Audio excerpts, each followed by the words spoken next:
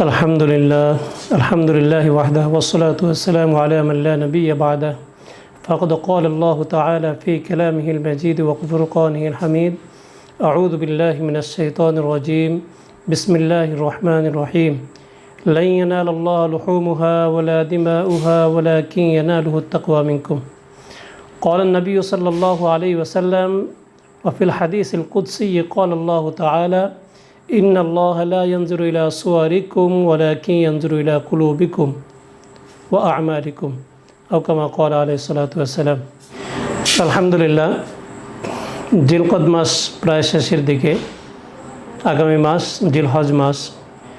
জিলহজ মাসে মুসলিম উম্মার জন্য বিশেষ একটি আমল রয়েছে, সেটি হলো কোরবানি। তো কোরবানি উপলক্ষে আমি গুরুত্বপূর্ণ কিছু আলোচনা করতে চাই। কুরআনুল কারীম থেকে আমি একটি আয়াতের আংশিক তেলাওয়াত করেছি। রাসূলুল্লাহ সাল্লাল্লাহু আলাইহি ওয়াসাল্লামের অসংখ্য হাদিস থেকে একটি হাদিস পড়েছি, তার আলোকে দুই একটি আলোচনা করব ইনশাআল্লাহ। তো কোরবানি শব্দটা কুরবুন থেকে নির্গত হয়েছে, অথবা কোরবান থেকে নির্গত হয়েছে। অর্থ হলো নৈকট্য অর্জন করা। যেরকমভাবে হজরতে ইব্রাহিম আলাইহিস সালাম প্রায় ৫,০০০ বছর পূর্বে তিনি তার সন্তান আদরের দুলালি হজরতে ইসমাইল আলাইহিস সালামকে কোরবানি করেছিল, করার জন্য প্রস্তুতি নিয়েছে। আল্লাহ রাব্বুল আলামিন তার পরিবর্তে জান্নাত থেকে একটি দুম্বা কোরবানি করার ব্যবস্থা করে দিয়েছেন। তো সেই হিসাবে আল্লাহ রাব্বুল আলামিন চেয়েছেন ইব্রাহিম আলাইহিস সালাম এবং ইসমাইল আলাইহিস সালামের আল্লাহর হুকুম মানার ক্ষেত্রে কতটুকু আন্তরিকতা আছে, সেটাকে আল্লাহ রাব্বুল আলামিন চেয়েছেন যে বান্দার আন্তরিকতা কতটুকু আছে, ইচ্ছা কতটুকু আছে। হজরত ইব্রাহিম আলাইহিস সালাম তাদের এ পরীক্ষা উত্তীর্ণ হয়েছেন, ইসমাইল আলাইহিস সালাম পরীক্ষা উত্তীর্ণ হয়েছেন। তো আল্লাহ রাব্বুল আলামিন মনের অবস্থা দেখেন। কোরবানির মূল বিষয়টাই হলো আন্তরিকতা কতটুকু আছে।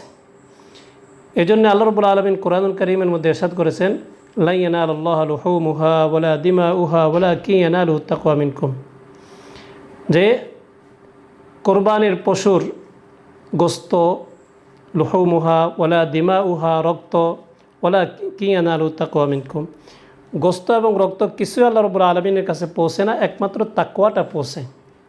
যার মধ্যে তাকওয়া আছে, তাকওয়া দ্বারাই যে কোরবানি করবে, কোরবানির পশু যত বড়ই হোক, যত বেশি টাকার কেনা হোক, তাতে কোনো অসুবিধা নাই, কিন্তু সেটা কি আল্লাহর জন্য হয়েছে কিনা, এটাই হলো মূল বিষয়। ওয়ালাকিন ইয়ানালুহু তাকওয়া মিনকুম, মানুষের তাকওয়া এটা অত্যন্ত জরুরি বিষয়। তাকওয়া আছে, আল্লাহ রাব্বুল আলামিন সে আমলটাকে কবুল করবেন, গ্রহণ করবেন। তাকওয়া নাই, সেটা আল্লাহ রাব্বুল আলামিনের দরবারে গ্রহণ হবে না। তো এই জন্যে রাসূলুল্লাহ সাল্লাল্লাহু আলাইহি ওয়াসাল্লাম হাদিসে কুদসির মধ্যে বলেছেন, ইন্নাল্লাহা লা ইয়ানজুরু ইলা সুওয়ারিকুম, নিশ্চয় আল্লাহ রাব্বুল আলামিন কারো চেহারার দিকে তাকান না। ওয়ালাকিন ইয়ানজুরু ইলা কুলুবিকুম ওয়া আমালিকুম, আল্লাহ রাব্বুল আলামিন দেখেন তার মনের অবস্থা কী, তার আমল কী, এটা দেখেন।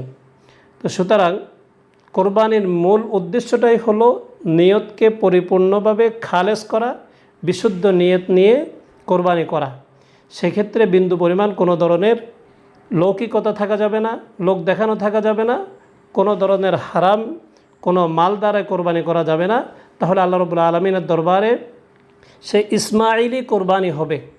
ইব্রাহিম আলাইহিস সালাম যেরকমভাবে ইসমাইল আলাইহিস সালামকে কোরবানি করার জন্য তিনি পরিপূর্ণ প্রস্তুতি নিয়েছেন, আল্লাহ রাব্বুল আলামিনকে এই কথা দেখানো যে আপনার হুকুম পালন করার জন্য আমার সবচেয়ে প্রিয় বস্তু আমি কোরবানি করার জন্য প্রস্তুত এবং কোরবানি আমি করছি।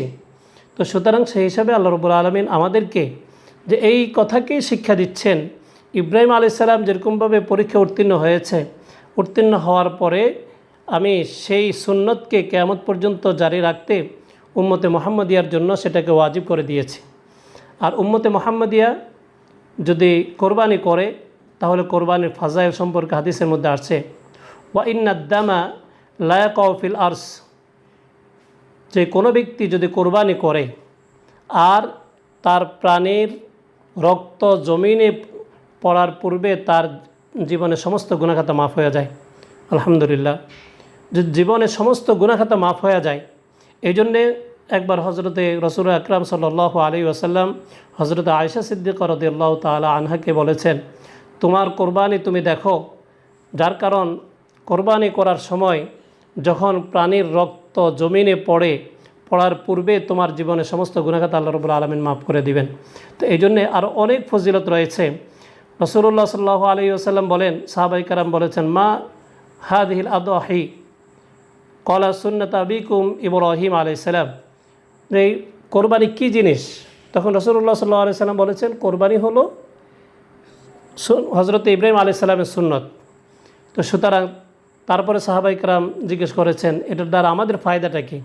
রাসূলুল্লাহ সাল্লাল্লাহু আলাইহি ওয়াসাল্লাম বলেছেন, যে প্রাণী দ্বারাই তুমি কোরবানি করবে, সে প্রাণীর যতগুলা পশম হবে ততগুলা পশমের বিনিময়ে আল্লাহ রাব্বুল আলামিন তোমাকে সওয়াব দান করবেন।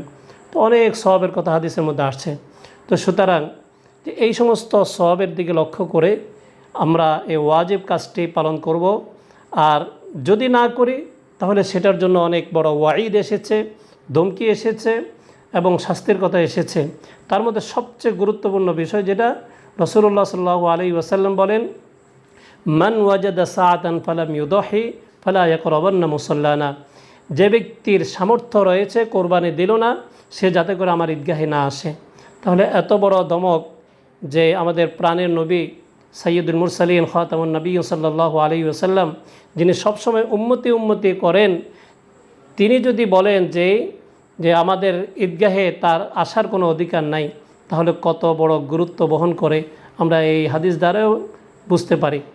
এই জন্যেই যে আমরা কোরবানি করব এবং কোরবানির ফজিলত অনেক হাদিস দ্বারাই প্রমাণিত। কোরবানির দ্বারাই পশুর কোনো ঘাটতি হয় না, বরং আল্লাহ রাব্বুল আলামিন পশুর মধ্যে আরও বরকত দান করেন। অনেকে বিভিন্ন রকমের অভিযোগ করে, অভিযোগগুলোও একেবারে ভিত্তিহীন, যার কারণ আল্লাহ রাব্বুল আলামিন গরু ছাগলের মধ্যে যে সমস্ত প্রাণী দ্বারা আমরা কোরবানি করে থাকি, এ সমস্ত প্রাণীর মধ্যে যথেষ্ট পরিমাণ বরকত দিয়েছেন, যার কারণে আমরা এই প্রাণীগুলা যথাযথ সময় আমরা পেয়ে যাই আর এর দ্বারা কোরবানি করতে পারি। তো আল্লাহ রাব্বুল আলামিন আমাদেরকে এই কোরবানির ফাজাইল এবং কোরবানির মাসাইল জেনে কোরবানি করার তৌফিক দান করুক। ওয়া আখির দাওয়ানা আলহামদুলিল্লাহি রাব্বিল আলামিন।